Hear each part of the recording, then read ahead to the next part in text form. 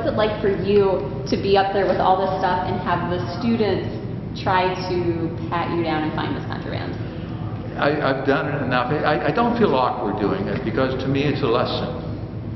To me it's just a different way of teaching them, and having worked for decades in the system, you learn how to teach different people in different ways, and this is just, it's an enjoyable way to get to know them more closely, to have fun with them, and a lesson while you're having fun, quite honestly.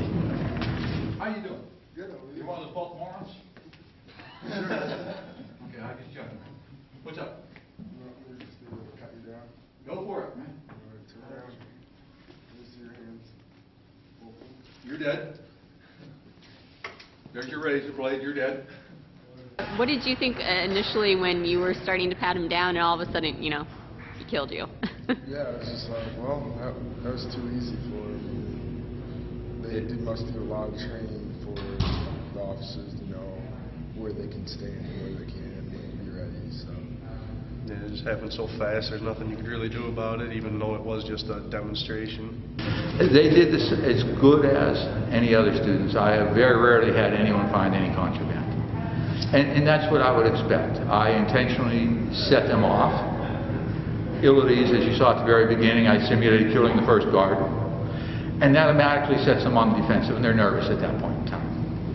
After that, I talk to them. It either makes them nervous or at ease. I deflect what they're doing by moving my hands or doing something different, and puts them in a little different position. So I didn't surprise them. They actually did a pretty good job, I thought. I was pleased with how well they searched.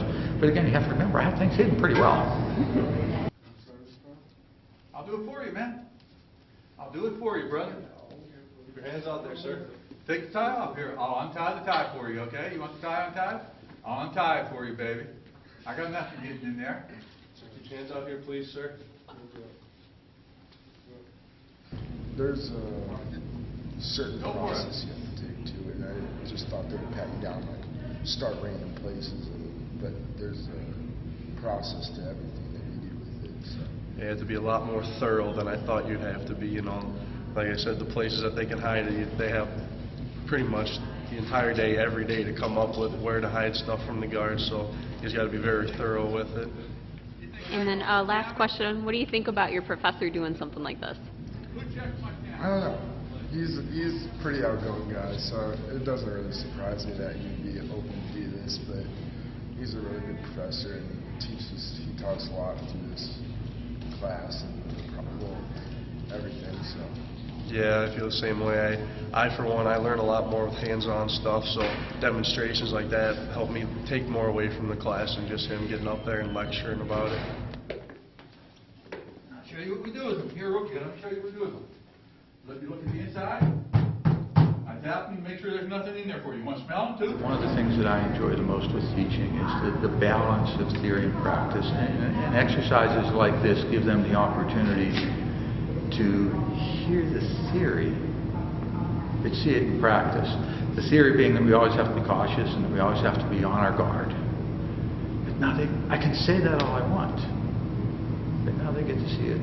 And they get to see it in practice. And that's enjoyable. And to see their growth and development is just fantastic. To get to work with them and see them.